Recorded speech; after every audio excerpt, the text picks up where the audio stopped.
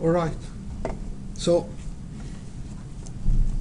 we now learn basically how we add those resistance until we come up with this one R that we basically say the Q is this delta T over R. So now the R actually is a little bit different when the wall is not plain wall but cylindrical wall, right? So for example, and that is very clear when you go back to that last problem we solved last time, the conduction resistance was not L over Ka. The conduction of a cylindrical pipe was ln R2 over R1 over 2 by Lk, right? That's what you get from integrating the Fourier law Q equal minus K A dt by dx between this radius and that radius in the cylindrical coordinates. When you do that in the cylindrical coordinates and you apply the two boundary condition, the end result was this, that the resistance is basically, or the Q would be T1 minus T2, and then you have 2 by Lk and then R2 over R1. Or basically, if you just, let's put all those things in the denominator over here, then it would basically look like, it will look like this, T1 minus T2 over ln R2 over R1, and it's the whole thing is is 2 by Lk. So you can look at this thing over here and say that is resistance to conduction in cylindrical coordinates. So R cylinder is ln R2 over R1 over 2 by Lk. Right? What is R2 and R1? That's the two radius of that shell. Alright? So what if we have another shell next to it? Well, those two shells are in series. So you get the ln R2 over R1 over 2 by Lk, and then the other shell, which would be R2 but then R3, it will also be ln R3 over R2, 2 by L, whatever the K of that new shell. And you just add as many shells as you can have. Alright? So a typical, very famous configuration for us is basically when you have convection in the inside, one fluid, convection on the outside, another fluid, and the pipe itself, the cast iron pipe, the stainless steel pipe, the brass pipe, whatever the material is. Well, Q here is convection and then conduction and then convection. The three of them are in series. So Q is T infinity 1 minus T infinity 2 over those three guys. What are those three guys? These are convection 1 over HA, except the A here is not just 5 by 8 meter because it's thin wall. It's actually the circumference multiplied by the length deep inside the paper, right? So 2 by R1L. I'm saying this because amazingly many students in the exam, they under the crush of time, they basically think that the area is right by R square. No, it's not by R square 1. This is a two-dimensional problem. The flow is leaving the inner of the cylinder to the outside, outward, in the radial direction. So the area is the area normal to the heat transfer. It's 2 by R multiplied by the L that you don't see on this drawing. Right? And here's our conduction. Ln R2 over R1 over 2 by Lk. Again, you don't have to memorize it because it's in your textbook, and you can even put it in your cheating sheet, you know, so that you don't even have to go through the whole thing. But I'm telling you, eventually, you know, after 2 months from now, you'll go to the final and you would remember it's ln R2 over R1 over 2 by Lk. You will remember that, right? And spherical, I guess that's a little bit hard to remember. But again, if you start from, there is no magic here. You just start from Fourier law, you integrate between those two boundary conditions. You go through all the pain of saying, well, Q convection equal Q conduction, therefore HT minus T equal to minus K partial T partial R in spherical coordinates. And you do all the thing, and you will end up with that expression for the Q. The Q would be the delta T divided by the whole thing over here. So then you look at this and say, wow, those are three resistance. R convection, R conduction, R convection. What's R convection? 1 over HA. What's the A in this time? This time the A is the area of the sphere, right? So the area of sphere is 4 pi r square. Of course, r1 square over here and r2 square over there. And of course, which one is bigger? r2 square, right? Much bigger. Right? And the conduction of the spherical shell, not cylindrical this time, but spherical, it's a sphere. Like imagine a big spherical tank that they use to say transport liquefied natural gas. For example, some countries actually export natural gas. So to export natural gas without pipeline, like Russia, of course, send them through pipeline to Europe. But other countries in the Gulf, for example, in the Persian Gulf, they liquefy the natural gas and they send them in spherical, like really, really cold spherical shells to out. Of course, they have to be really liquefied, otherwise how you can make sure that you export a lot of mess? You have to turn it into liquid. Right? So that spherical shell would be R2 minus R1 over 4 pi R1 R2K. R1 and R2 inner and outer rings. And this is just basically telling you what if you have multiple cylinder or multiple cylindrical shell, that's okay. It's this plus this plus this plus this. Convection, conduction, conduction, conduction. And each conduction of them, it's the radius. Ln R2 over R1, R2, R1. R3, R2, R4, R3. That's what you see over here. Divided by 2 pi L of, and then K of that shell. And notice that L is the same in all this. All those terms have the same L. So you can actually cancel the L. And you can get the Q per unit length. Just like in the plane wall, it was exactly the same area. So we could have canceled the area from all of them. Right? That's for cylinders. This is for a cylinder. Right. How could I tell? Because ln R over R. If this was a sphere, it would have been R2 minus R1. See, the resistance of spherical shell is different from cylindrical shell. Cylindrical ln R over R over 2 pi LK, but here it's R2 minus R1 over 4 pi R square or R1 R2K. Alright? It's very clear because the cylinder has a length and the sphere doesn't have a length. It has R1 and R2. So that makes sense. Alright. And this is when he basically tell you that, well, if you would like to get the temperature here, for example, or the temperature there, so you can just basically get the Q from not going all the way from one side to the other, but say you would like to get the temperature here, you would say the Q from here to here is the same as the Q from here to the outside, for example. Guess one interesting problem. Let's see. Like this. I think this was a homework last year. It's not a homework this year, but it was.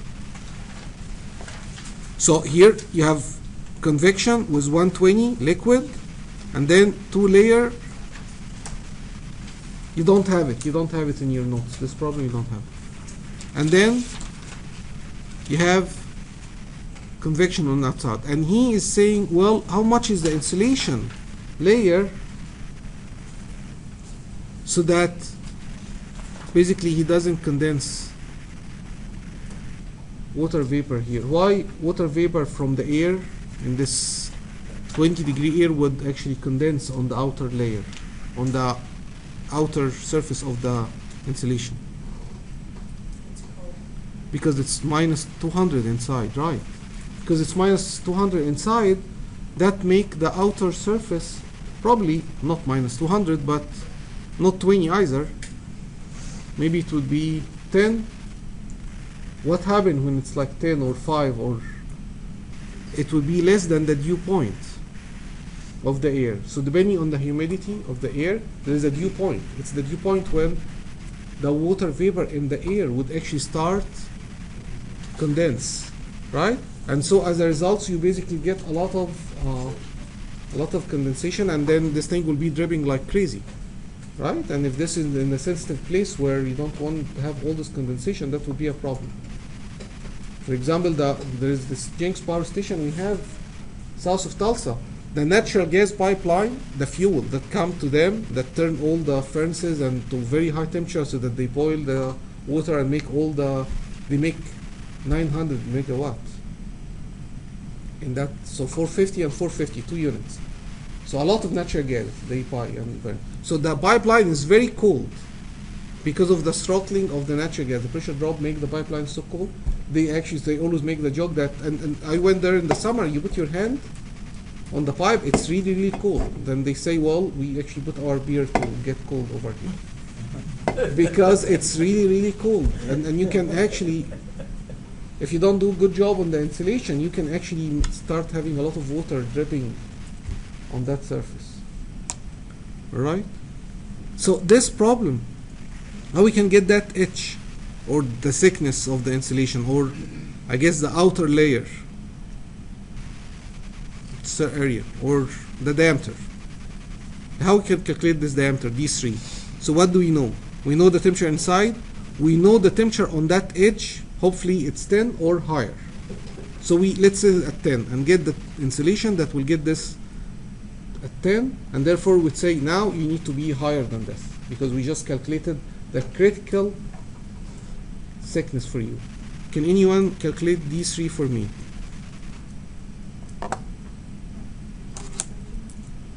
Huh? Write the Q equation for it. So if let's call this T infinity I and let's call this T infinity out. So the T infinity out is the 20, right?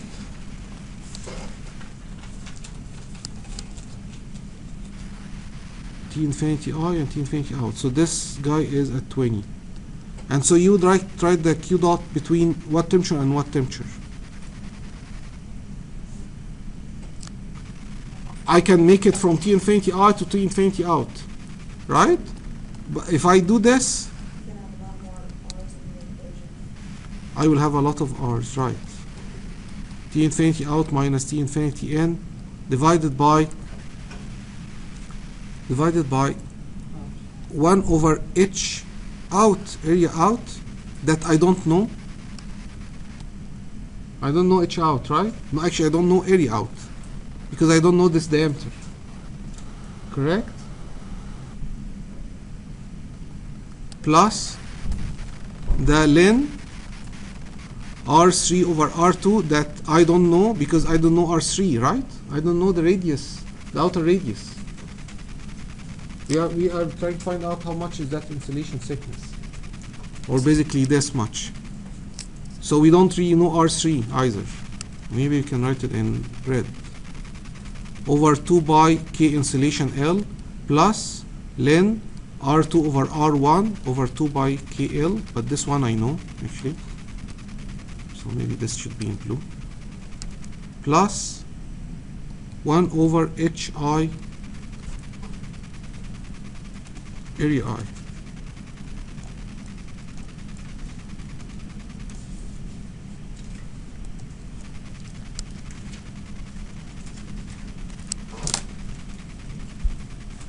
Alright, so this equation is not helpful because, why it's not helpful? Where are the two unknowns? R3 and R3 and the area out is the same R3. It's not a two unknown. That's what's area out. It's 2 by R3L, right? So it's the same R3. No, there is another unknown. What is it? The Q. I don't know the Q. Right, so we can write another Q for a part that we know. Which part?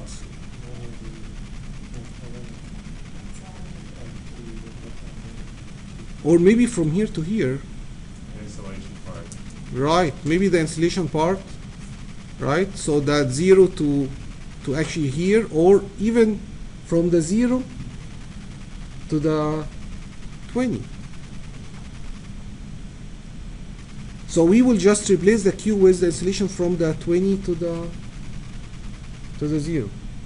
So what I'm saying is, that Q is also the 20 minus the 10. It's not 0, it's 10, guys. This is 10. The 20 minus 10 divided by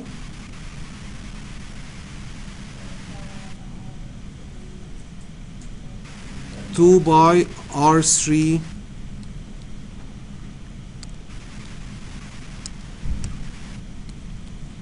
2 by R3 L H out. Now this is one equation in how many unknown? One unknown, R3. Right? Of course you cannot get R3 out of it because it's one equation and one unknown, but you cannot just get the R3 immediately. Why? What's wrong? Because of the len. So the equation is non-linear. So how do you get it? Trial and error. You do trial and error. You basically will say, well, let me assume R3 in the len, get it from the other side. Right? Also, if your calculator has a graphic plot, you can just plot the equation and you can actually see where it will go to 0. Right? If you are at home and this is a home problem, you can do it over Excel. You can let them iterate over it. In 3 line, 4 line, you will get the answer. Right? In the exam, you just have no choice but to do a try and error. Will ever have a try and error problem in the exam? The answer is yes. Yes, you can have a try and error problem in the exam, but probably the solution will come in 2 trials or 3 trials. You'll get very close. This guy? Alright. So, by the way, you are the one who said that. Right? So, this is the Q. So, the question is, why do we have R here? Why does R3 over here? Well, this is this radius, right? This guy, right? Here. Right, so what is the Q convection here? What's the Q by convection here? On the outer edge. So Q dot is delta T over, ouch. When we move to the other room, we'll have even bigger screen. So delta T over 1 over HA, right? H out, area out. What's area out? 2 by R3 multiplied by L. Huh? Let me get a bigger picture, a bigger screen. Okay, so let's do it again. So in that outer area, Q convection is T infinity, right, out, minus T surface divided by 1 over H out, area out, or basically T infinity 0 minus Ts over 2 by R3 L H out. You didn't put it 1 over in the equation though. Here, sorry. Yeah, there is 1 there. I'm sorry. There is 1 over. Yes, that's correct. So it's the delta T here, which is 20 minus 10 divided by 1 over the 2 by R3 L H out. Okay, very good. So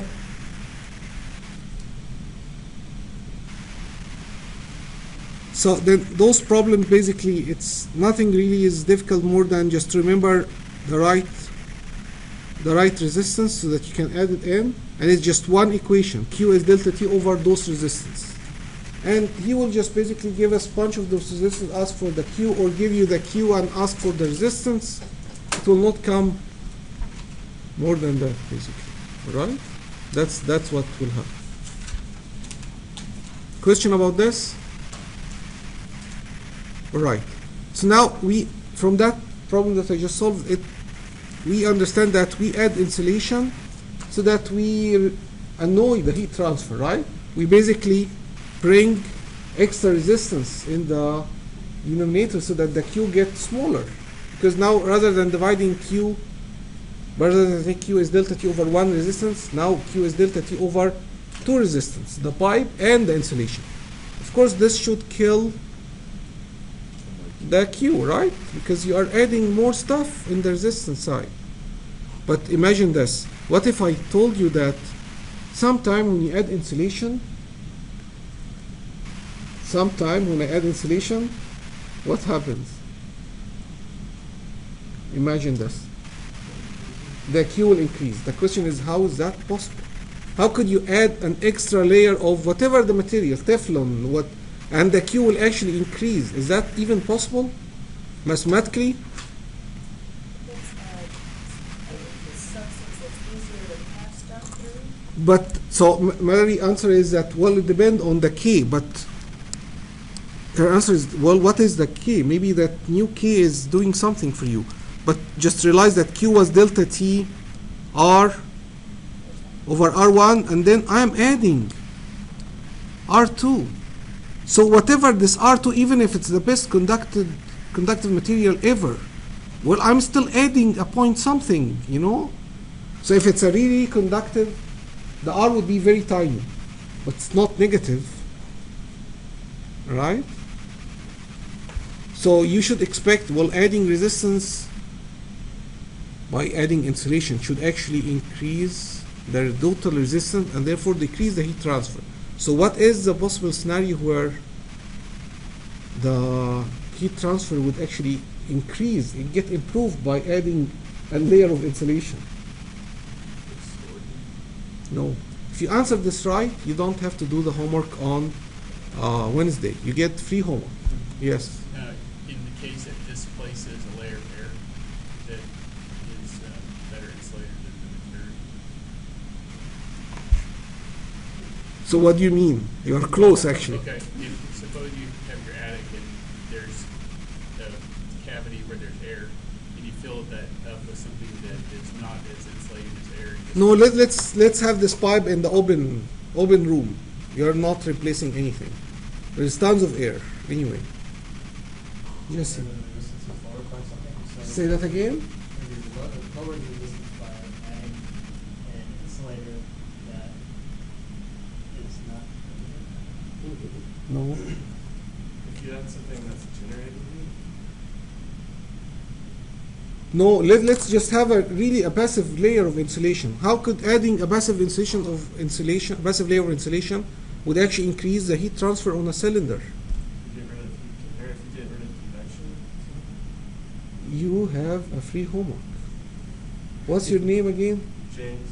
James said this could actually improve the heat transfer because you are getting rid of the convection. He should have said convection resistance, but I count this as the right answer. How could adding a layer of convection, a layer of insulation, get rid of heat transfer by convection or reduce the resistance of convection? Well, let's put the convection here, our convection. So adding this layer will actually make our convection go smaller. Why? What was the convection layer or the convection resistance before we start? 1 over HA. 1 over H, 2 by R, RL, right? So imagine if this was the pipe, the original pipe, this R was how much? R1. Now you add an extra layer of insulation, and this R1 is pushed to R2. The convection, rather than happening over here, is happening over there. So what happened to 1 over H2 by R2L? It's smaller. It gets smaller now. Because R2 is bigger than R1. All right? You are increasing the area, the outer area. So the convection have more area to act with. That reduces its resistance. It's improving the heat transfer. Remember, Q convection is HA delta T. So the more area you give him, the more Q. Or basically, the smaller the area, the bigger the resistance of convection. That's the whole idea behind having fin surface. Why do we have all those fins? We would like to improve the area. We would like to increase the convection. We would like this engine to get cooled better. We suck more Q by adding all this area. So that insulation layer reduce, of course, it's adding resistance by conduction, but at the same time, it's reducing this. So there is a trade-off. It really depends on the H and the K. The H here, that will tell you how effective this thing is, and the K here. And that tell you how much you are killing the heat transfer by this conduction. So, but there is this critical radius that when you approach that radius, the heat transfer actually improve and then decrease again. All right? So it actually look like this.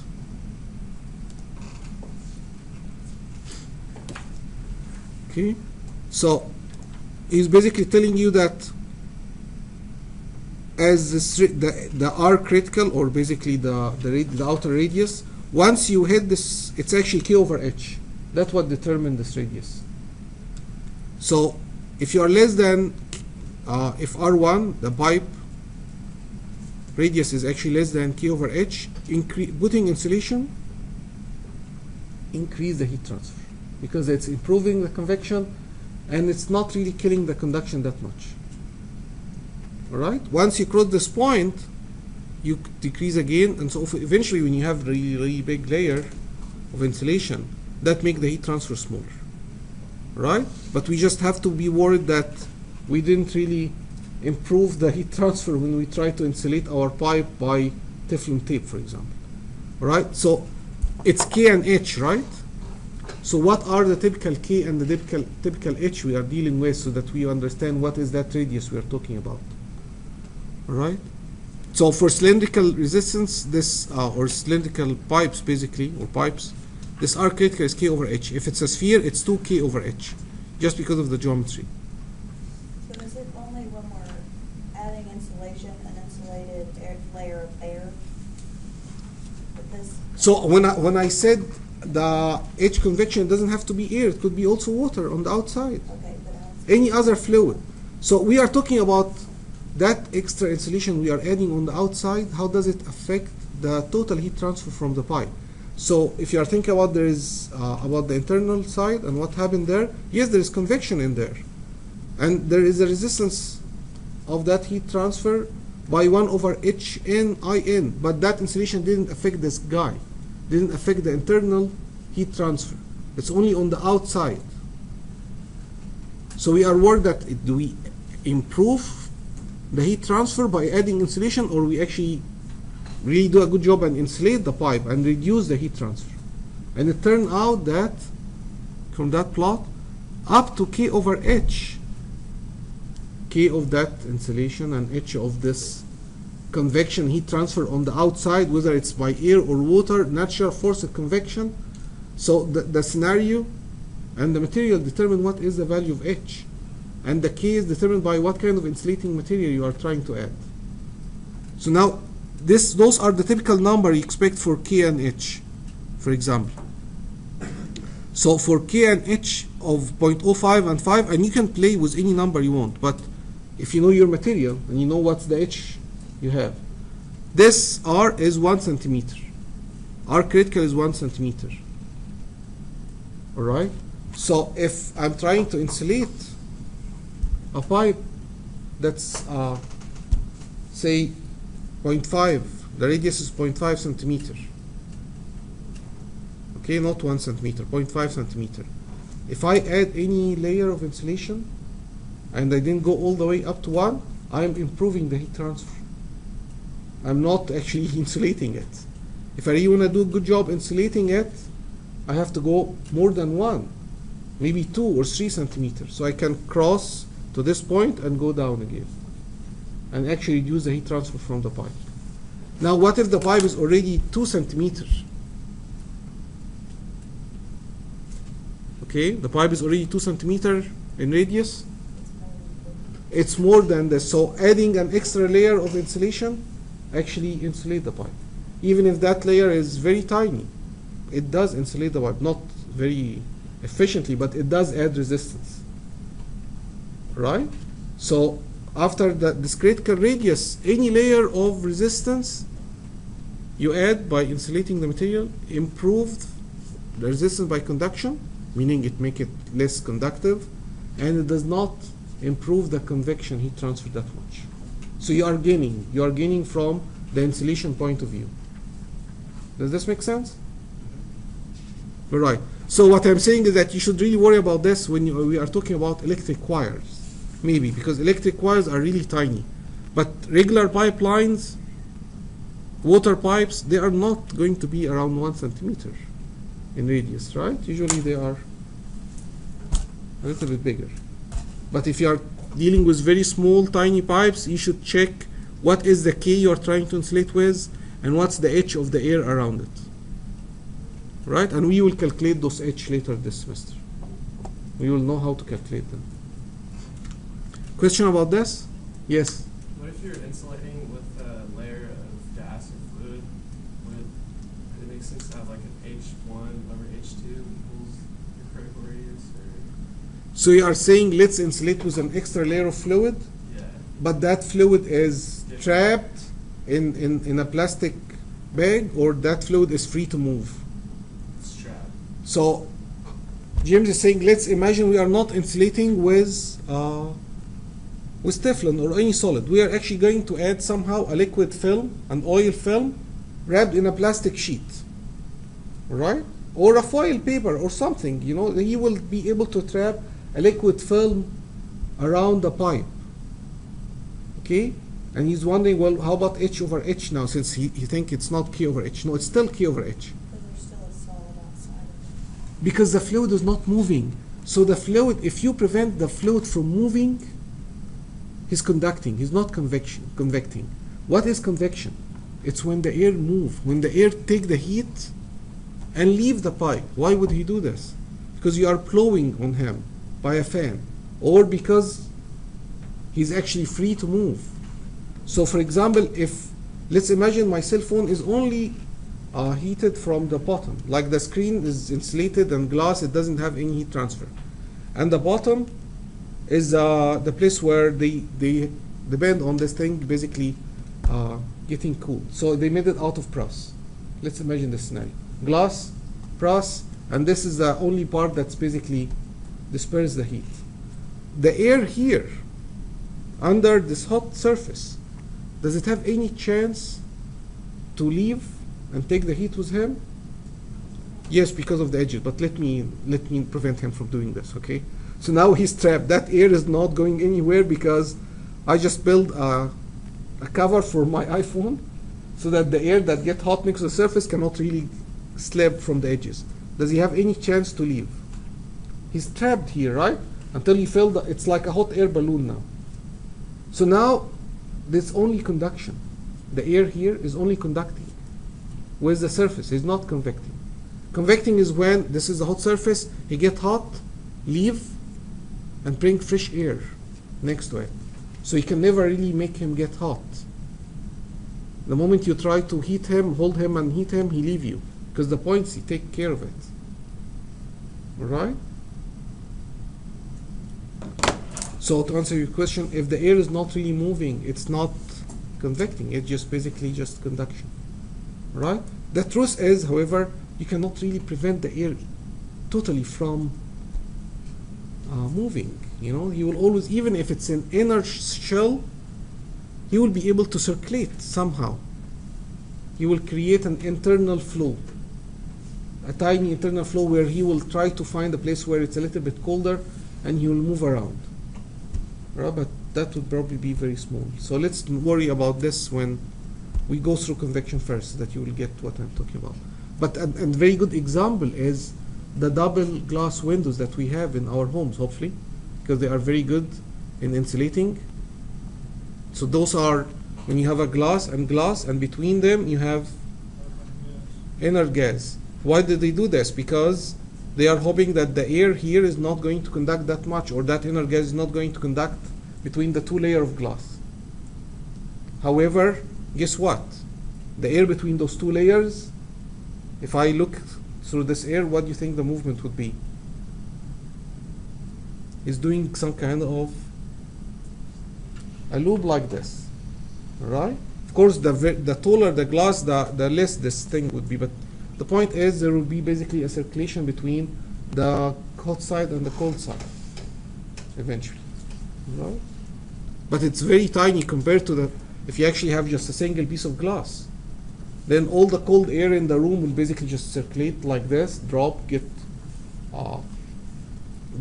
hotter from the glass and go up, and on the outside, the very hot weather outside, they basically come to the window, get colder, and go down and replaced by another hot air. And so you have those two loops totally leaking heat basically from your window. Yes? So Malik? if you insulate with a solid that doesn't convect, do you not have to worry about this jump to a Qmax? So this is exactly for insulating with solid. So this scenario is for insulating with solid. A solid with a conductivity K. All right? This is insulating a pipe with a solid. It's just James that put us into this. I'm not going to answer any imaginary question from now on. Okay? But it's James basically imagine what if we insulate with a fluid. So I try to explain to him what's the difference between fluid and solid. But if you insulate with a solid, that's what you get. You get. If there's air on the outside of the solid that you're insulating with. Of course, there are air here, and that's the problem. So the whole idea is that conduction is reduced. That's correct. And even a point, I don't know, 1 micrometer of copper, which is very good conductor, adding one micron of copper will still insulate the pipe. Not very efficiently, of course, but it just adds a layer of resistance, right?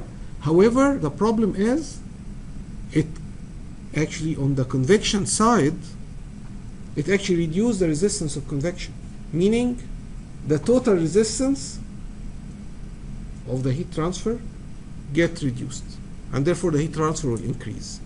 So your purpose was, well, I just added a layer of insulation. What happened? Why my Q is increasing? Because you. Increase the surface area, so then there's more H acting on That's exactly the point, right? So Mallory said that new layer increased the area that the convection is acting on it, and so you give the convection more area to play with, and therefore its Q, H prime A, will basically improve, right? And eventually the Q is delta T over R plus R plus R. So if you make one of the R's drop dramatically, the total Q would basically improve, right? So this was improving the convection by a mistake, all right? This is a bad design that ended up increasing the Q convection by mistake. Now let's do it on purpose. So here in this part of the chapter, they want to do it on purpose, all right? So this is basically improving the heat transfer by convection. So the H, for whatever reason, is not good enough. That's the reason when you basically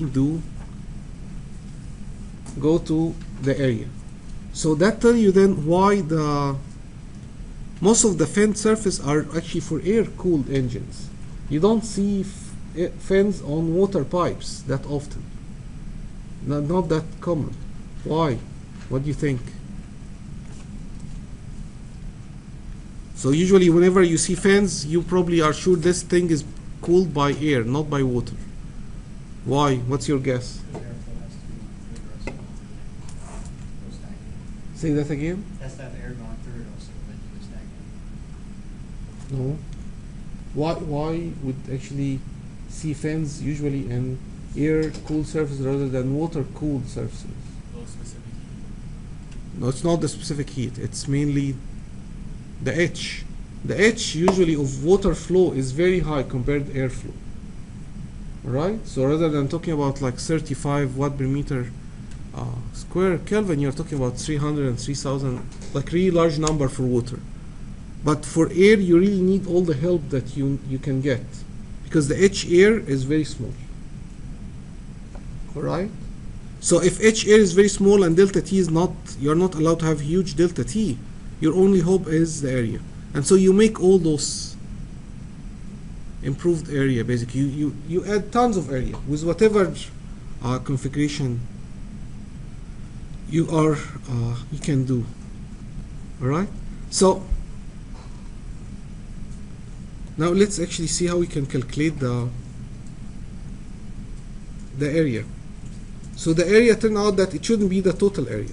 If we add the total area, then this thing should have some kind of efficiency associated with it. Because as we said earlier today, that if I just make this area 100 times bigger by adding those fans, the Q is not going to be 100 times bigger. All right? Because the tip of the fan, you can imagine, the tip of the fan is not as hot as the paste connected to the pipe. It's not the same TS. Right? So how hot is the tip of the fan? And what is the efficiency of those guys? That's the answer. That's the question we are trying to answer it. So he will actually calculate the equation for the fan, and from that he will actually come up with the efficiency of the surface, or just the Q. Really what we need is a new Q now, and whether it's just HA delta T or it's a little bit different than this. All right?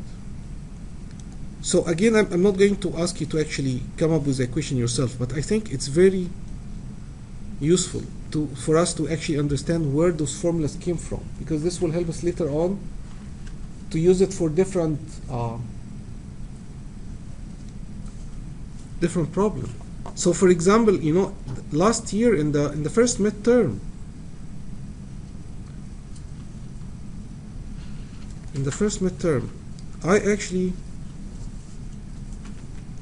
I gave them a problem on fans, except that I think I didn't say it was a fan. So let's see.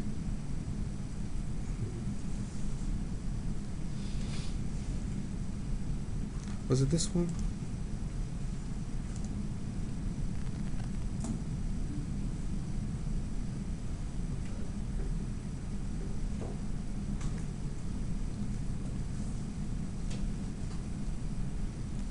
No. So again, I didn't give them a fan. I just told them there is a rod, a copper rod, and that copper rod, one temperature is at 100 degree, and it's surrounded by fluid everywhere. Find the Q, the heat transfer from that rod. So that's exactly a fan, right? What is a fan? It's basically a piece of metal that's one side is attached to the hot surface, and everywhere else it's surrounded by a fluid. I mean, of course, most of the time it's air, but it's just surrounded by a fluid. So they should, a lot of students actually never even touched the fan equation. They went everywhere thinking it's convection, it's conduction. So that's why it's really important to actually understand the formula. Because then you realize that, well, this is exactly the same equation that I would use if all I have to worry about is a piece of metal connected to one side to a surface and surrounded by fluid everywhere. And also, for example, It doesn't have to be moving to be a fan. no, it doesn't have to be moving. And so, for example, that problem that we are going to solve today also. So that's, what is that? What do you think this is? This is the turbine plate. So those turbine plates are actually subjected to very hot gases, right? Because we burn the fuel in the combustor, and we have all this energy released by the combustion, and then we send those hot gases to hit those plates to turn them, so that then those plates basically then can turn a shaft, and you can use this shaft to run the propeller if it was a turboprop, or run the big fan if you're flying a Boeing or an Airbus modern airplane. They are all turbofan, or run a shaft connected to a generator if this is actually gas turbine was for power generation. like the two bars, the two gas turbines we have here in south of Tulsa, each one of them is 40 megawatt. So those are just really a gas engine, like a gas turbine, but the shaft, rather than turning a propeller to make this thing fly, it's actually connected to a generator, all right, to generate electricity. But the point is, those guys take a lot of heat from the hot gases and a lot of stress because they are rotating at very high speed as well. So rather than actually them being cooled by the air like a regular fan on a motor bike, they are actually supposed to be cooled by a fluid inside. So they actually have all those ways to actually cool them from the inside. But that homework or that problem here, he's basically telling you the base temperature. He's telling you it's surrounded by air everywhere. Find out the Q. That's going from where? From the hot gases to the base. So guess what? We are going to solve this with the fan equation. The same equation that we are going to develop for a fan cooling an engine.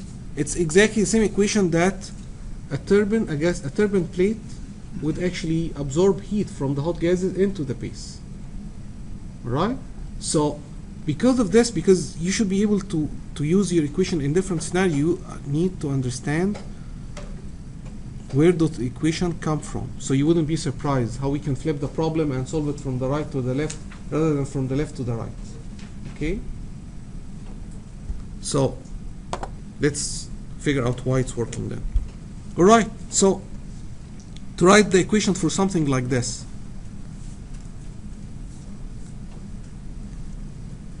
the Q is leaving the base by conduction, and then go to the next layer, next element, and next element, and next element. So we can actually divide this fan into basically bunch of elements, right? And the same scenario is repeating itself. So at each one of those elements, there's Q conduction coming from the left-hand side, and Q conduction leaving to the next element to the right, and Q convection on the along the periphery, right?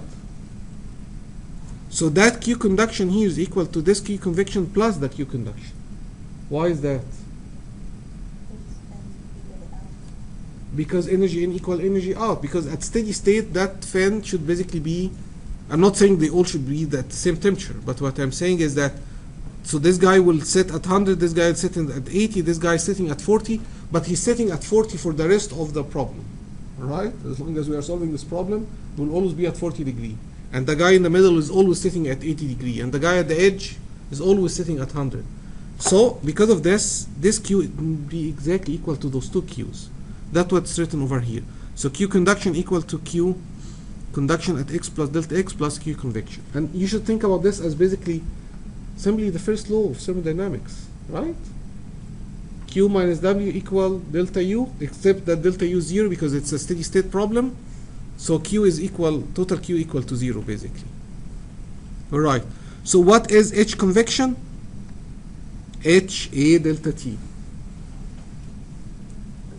Always. Again, we will find formula for H later on, but for now let's just imagine it's H, just H. Right? And what's the area? The area of the convection heat transfer. Right? What's the area of the convection heat transfer?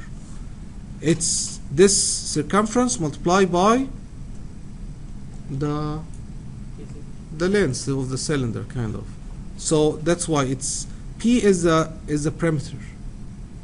So if this was a cylindrical fan, the parameter would be by D. If it's a triangular fan, it will just basically be L times 3.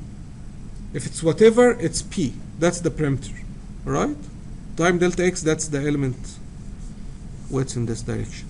All right, time T minus T. Note that now what T, which T I should use? Which T is there? Anyone? What is that T? T infinity, of course, that's the fluid outside, right? T at that point. Excellent. T at that point. So that T is function of X. That's what he's solving, will eventually solve for. So we are writing this differential equation so that when we are not going to integrate this. He will integrate, we'll get this the solution. All right? So when he integrate, he will get the t as function of x from the base all the way to the tip. All right? So here is Q convection he put over here, and see this delta x, he will divide over it. That's why it's not there. It's here. It's Q minus Q over delta x. That this Q minus this Q. And you take the limit as delta x equal to 0, so he can generate the differential equation. So this become dq by dx. Well, I know Q conduction is minus K A dt by dx. And you get another d by dx. So you will get d by dx Ka dt minus dx. Okay? And this is what's remaining from Q convection, h p t minus t infinity. And so this is the equation of a fin. What is a fin? It's an element connected to a base and surrounded by a fluid all over it. Now, how do I solve this equation to come up with the t? Anyone? Integrate. It's a differential equation in the temperature. I just have to integrate. And guess what? Because it's second order, probably will end up with how many constants? C1 and C2. And how gonna get the T1 and T2? How? Boundary condition. So someone need to give me the boundary condition at x equals 0 and the boundary condition at x equal L, where L is the length of the fin. X equals 0, t equals 2 That's the easiest one, right? So, and that's always the case. At t equals 0, that's the surface temperature. Now the only difficulty is what happened at the edge. The temperature goes down. But now how low will it go down? We have to know T infinity, and then we can find the Q conduction and find that T at the surface. So Mallory is saying T infinity. If it go long enough, it will be T infinity? Yeah. What We are have you to saying? know T infinity, and then work the Q conduction equation to find T at the surface. So you are saying let's figure out how long it should be in order to get TS? Say that again. What I'm just asking about what is the temperature at the edge here at x equal L? We can find that if we know T infinity. Oh, you want the equation. We can find TL, because TL is T surface, if we know. So no, TL is not T surface. T surface is here, TL is here. T surface is at x equals 0. That's when you are connected to the base. But what is the T at the tip? At the tip of the fin. Why it's not TS? Because they have conduction between them. And because there is a lot of cooling between the two of them. So chances are this guy is not TS, right? Probably it's lower. But is it as low as T infinity, the air around it? What will make it T infinity? Q is 0. No. Q is 0 at the tip, maybe you mean. What do you mean? What's your name? Yeah. Q is 0 at the tip. What's your name? Lines. So Lance is saying this will be T infinity if there is no Q at this place. He didn't really answer. He just basically renamed the problem. Right? I mean, he said, well, yeah, you get T infinity if you don't transfer anything anymore. Yes, because you are not as hot. You are not any hotter than the air. Why would you have any transfer with the air then? But back to the, let's ask the question in Lance's word then. What will make the Q here equal to 0? If T0 is the same as T infinity. Then we don't have a problem. So Jose is saying if T infinity is T surface, then yes, then will not be no Q. That's the trivial solution, right? Then there's no heat transfer problem. We should shut down the class. No, the other choice is, can anyone make X this? is too far away. Excellent. Excellent. So Jose said if this L is really, really long, if the infinity mathematically, but it practically maybe just 5 centimeters is infinity. We'll figure out how now. But if it's really, really long, the temperature at the end will end up being T infinity. And that's one boundary condition, and that's the easiest solution to the problem. right? And it may sound to you too theoretical, and what do you mean it's infinity? There is no infinite fin. It has to be a certain number. But it turned out that you don't really have to go that far to be infinity. I mean, if it's like 99% of T infinity, then we are T infinity. And this thing is infinitely long, right? But let's look at the scenario. So now before he integrate this, he actually make it a little bit easier to integrate. So he basically decided that let's actually call m hp over ka as m square. So now hb over ka will just bring it here, and that's constant. So notice then this actually work when AC is a cross-section area. So this work when AC is constant, meaning this fan have constant areas throughout the whole problem, from the base till the tip. So he cannot be like those guys, right? This is not constant area. What do you do in a scenario like this? Yeah, use a chart. You will not find, you are not going to use the solution we are going to come up with. For any weird solution like this, you will have to actually use those charts, which come from solving this analytically. It was more complicated math or doing experiments on it. But anyway, so they make it a little bit shorter by calling HB over KAC as m square, and so then HB over KAC is m square. So the equation become m square theta. What's theta? That's his new variable. So rather than solving for t, he will solve for t minus t infinity. So theta is t minus t infinity, where t is the temperature at any location, at any x. That's what we are after. And t infinity, that's the air or the water or whatever the fluid is. Alright? So if we call this theta, then m square theta here.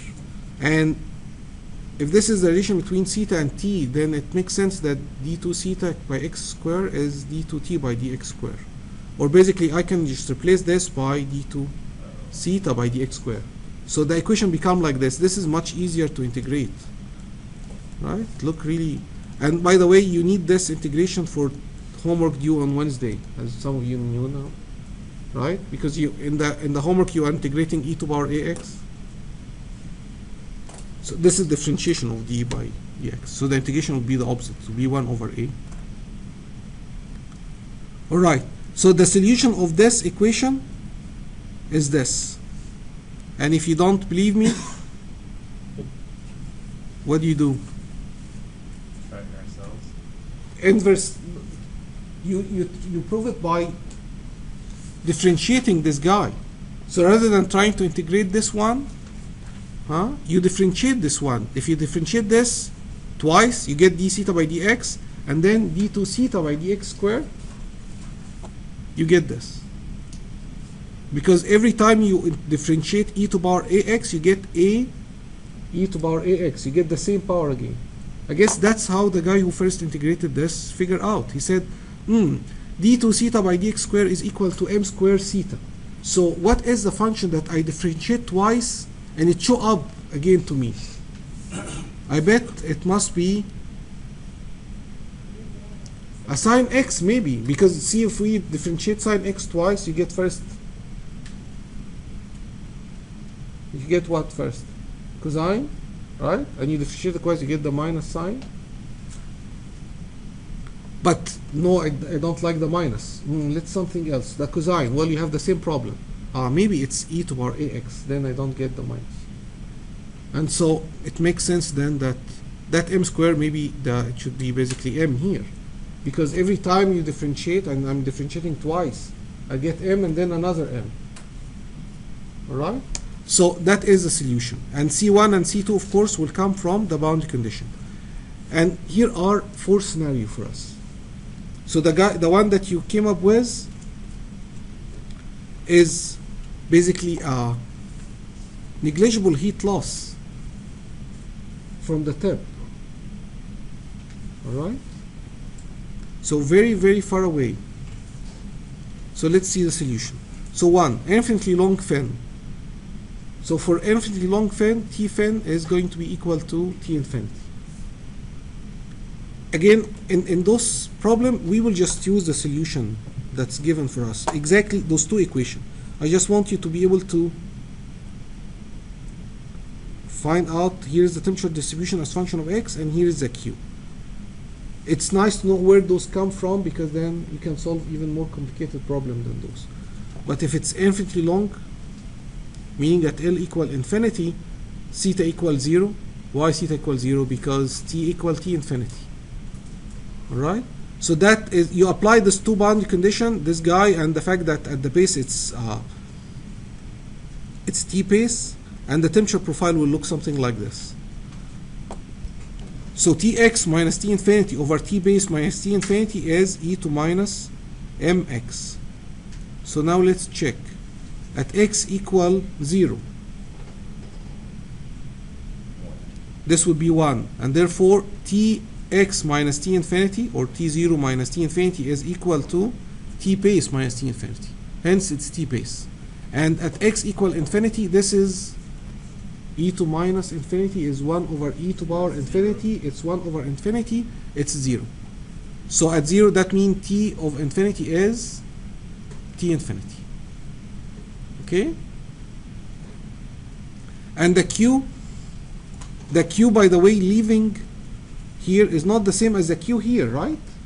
Because of q conduction at the base is not the q here, because that's one way to see it. But the other physical reason is, so that's like a good mathematical answer, but the physical answer is because of, because it's getting colder, because the convection. So this q conduction here is not this q conduction here, because there is a lot of convection happening in this part, right? So is this still considered 1D, or is this considered? This is 1D, of course. So the fact that we have convection from the outside does not prevent the fact that t is only function of x. So our t, you could, so Jose, you may actually ask me, embarrass me by asking me, but the t is never really the same across the fin thickness. I bet the temperature at the center line is hotter than At the surface. at the edges, right? The surface, because the air is there. And you are right, probably, but those fins, fortunately, they make them very thin, right? So this is a good approximation. So yes, it's, if you really want to do a great job, I guess you have to do it in 2D and even 3D, especially if it's not really wide. But a 1D approximation is not really a bad start. All right? But that's a good point, that is it really 1D? Especially if the fin area, if you see a really very thick fin, you have to question, why do they make it that thick? It's not really helping the heat transfer, right? But maybe they have other problem. Maybe it's stress. I mean, they want to be able to drop this thing on the floor and doesn't really does damage it. There is this one company in Tulsa, they actually making those like handheld tablets. This tablet that, by the way, I'm using, get extremely hot. Microsoft didn't do a good job. But this is non-recurrent. So they did a good job. Okay, Microsoft did a good job. But anyway, so it really gets hot.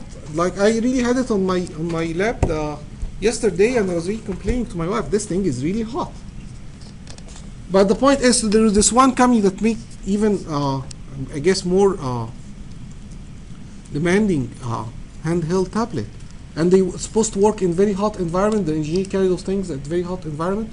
So to keep the electronics really cool inside, they actually have a fan standing here outside, and they actually route the fluid. There is fluid that take care of taking the conduction from the inside all the way to the fan area from the outside, because it's supposed to be waterproofed as well.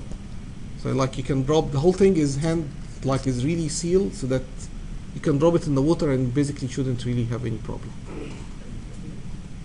No, I saw the engineer who's designing it. So it's not a tablet, but it's handheld unit. And so it's like, that fan, actually when I first saw it, it's really very thick.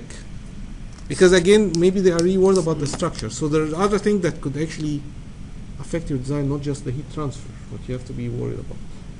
right? The conduction is really amazing to the way that they make the heat go from the inside to the fan.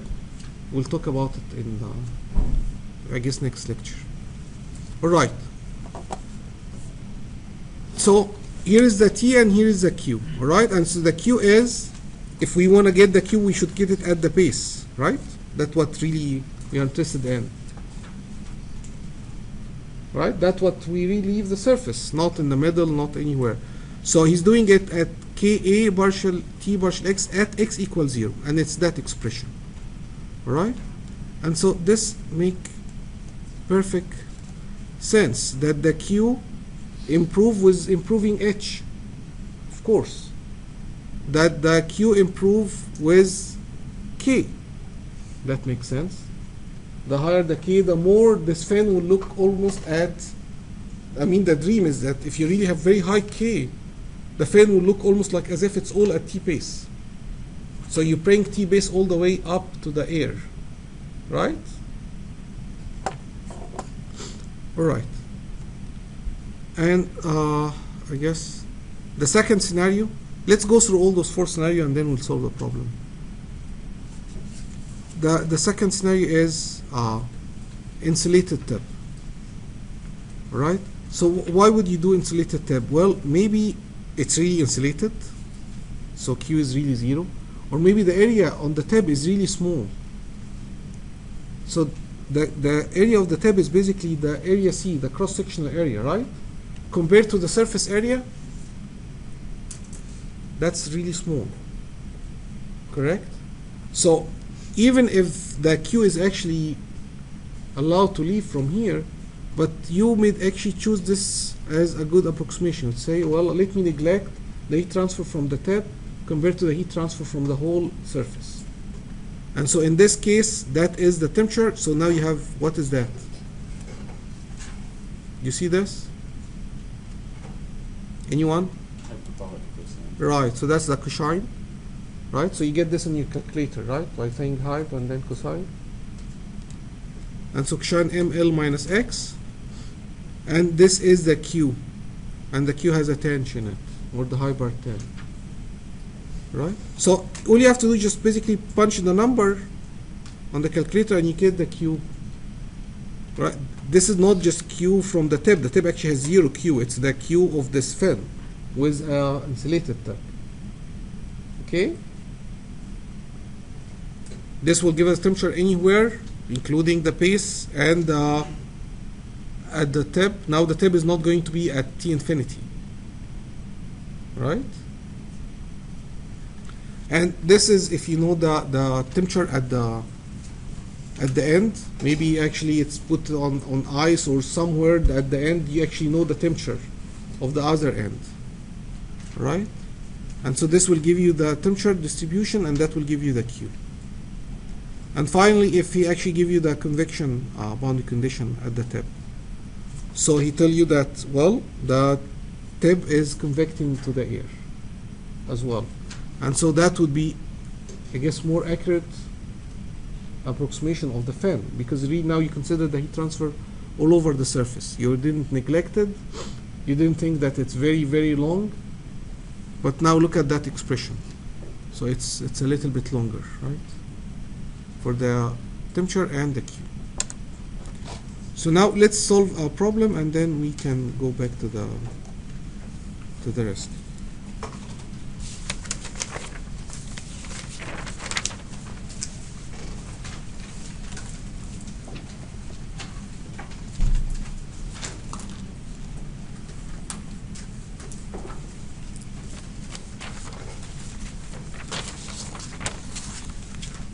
So this turbine plate is made of metal alloy. He gave us the K. Remember, we need H and K and area, right, and L, so that we can get the M square. Ouch.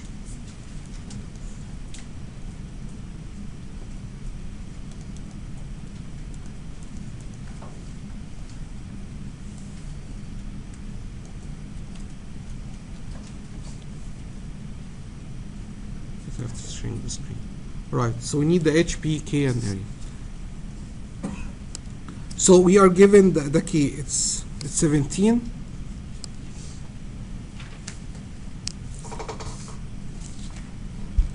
And it has a length of 5.3 centimeter. So that would be the L over here.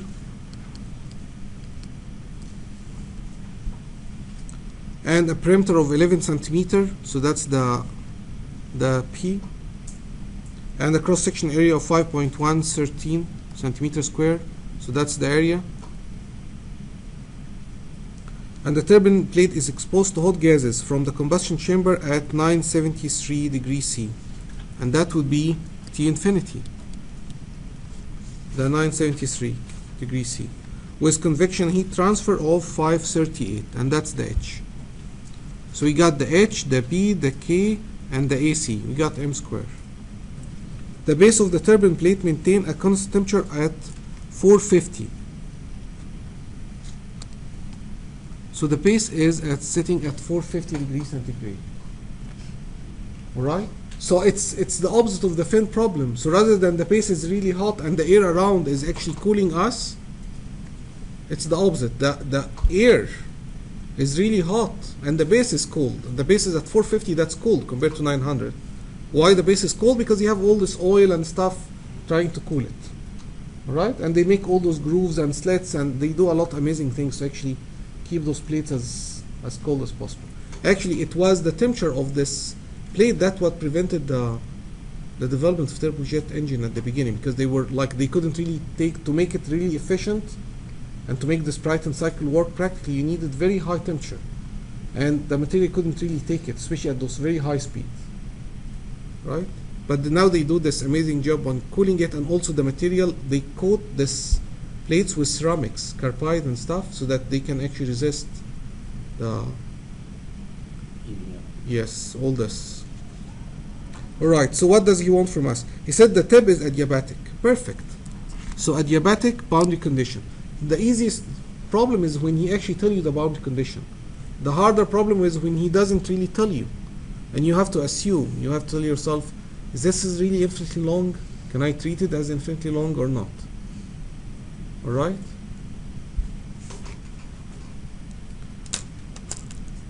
Determine the heat transfer rate to the turbine plate and the temperature at the tip. So I guess required is Q dot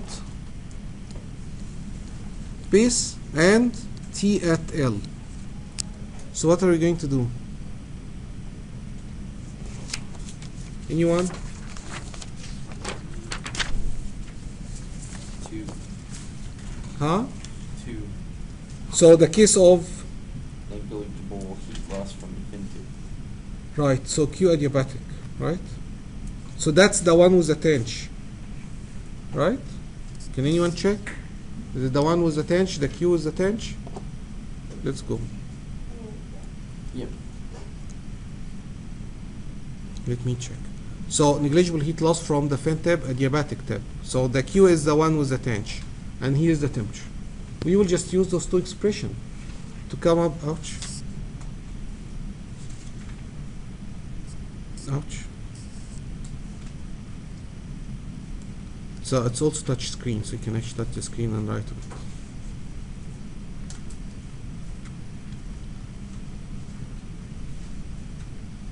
it. All right. So it's the second case, right? So I guess the assumption is this is basically 1D steady,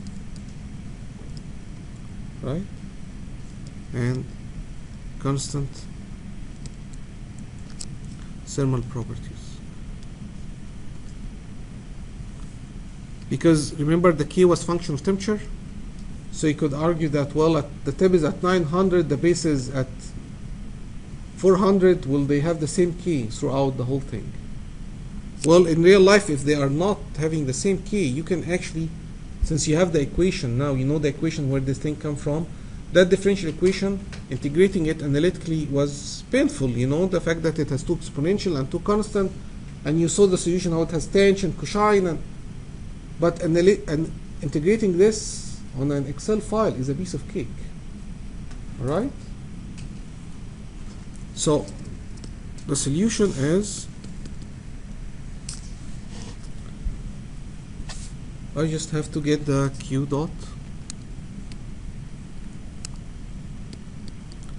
So the Q dot is square root of H P K AC multiplied by T base minus T infinity, and the whole thing is multiplied by tanh ML.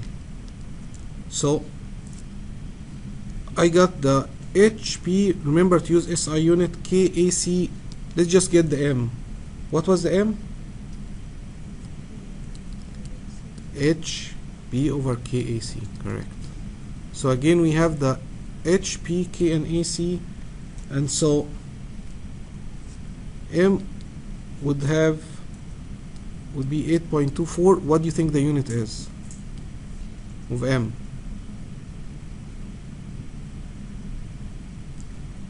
Don't flip anything, just look at the screen. Tell me what's the unit. Excellent. Who said James? Jason? Excellent. 1 over why? Because the argument in Right. has to be a constant. Right, it's this argument here. So it has to be no units. Ouch. Yes, good job. And also if you just really track the HPK over AC, you will realize that it's 1 over meter square, I guess. Because what's the difference between H and K? H was watt per meter square and K was watt per meter. So there is 1 over meter here, and the P is meter and area is meter square. So there is 1 over meter and 1 over meter, and that's a square root. So, alright. So you put all those numbers and Q would end up being 376 watt. But you know, it makes sense to actually say it's minus because it's really going into the fan, not leaving the fan. And for the temperature, well, Tx minus T infinity, and I'm just bringing it from that expression we had. T base minus T infinity is cosine M L minus X over cosine ML. And so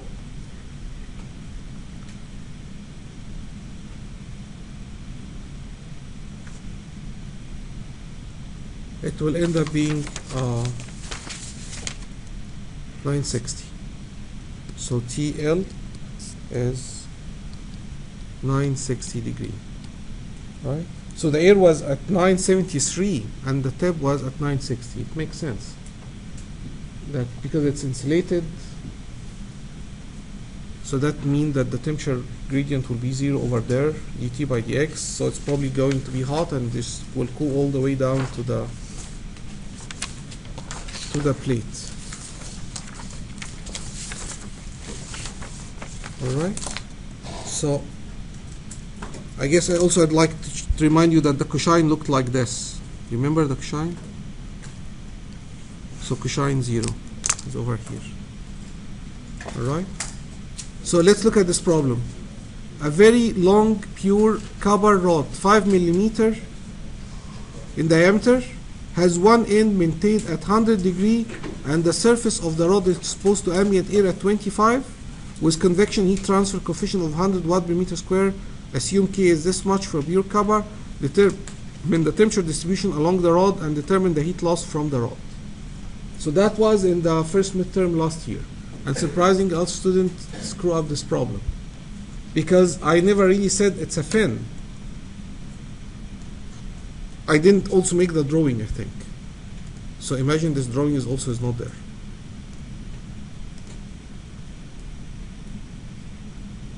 So will you think about this as a fin or not? Why? One side is sitting at 100 while the copper rod is basically covered totally with air around it. How do you want to do it? So if you go the convection route, it's not really that easy to solve it because for convection we always assume 1D convection, meaning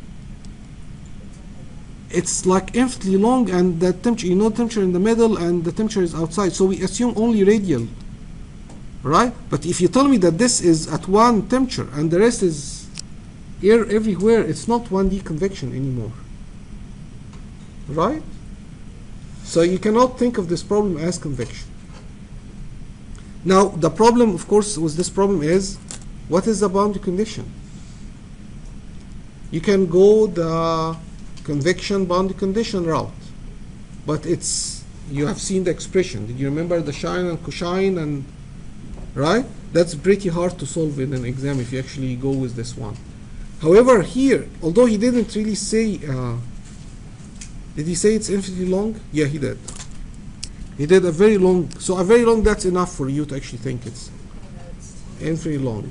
Right, that's the infinite long rod. That's the first one, the easiest. But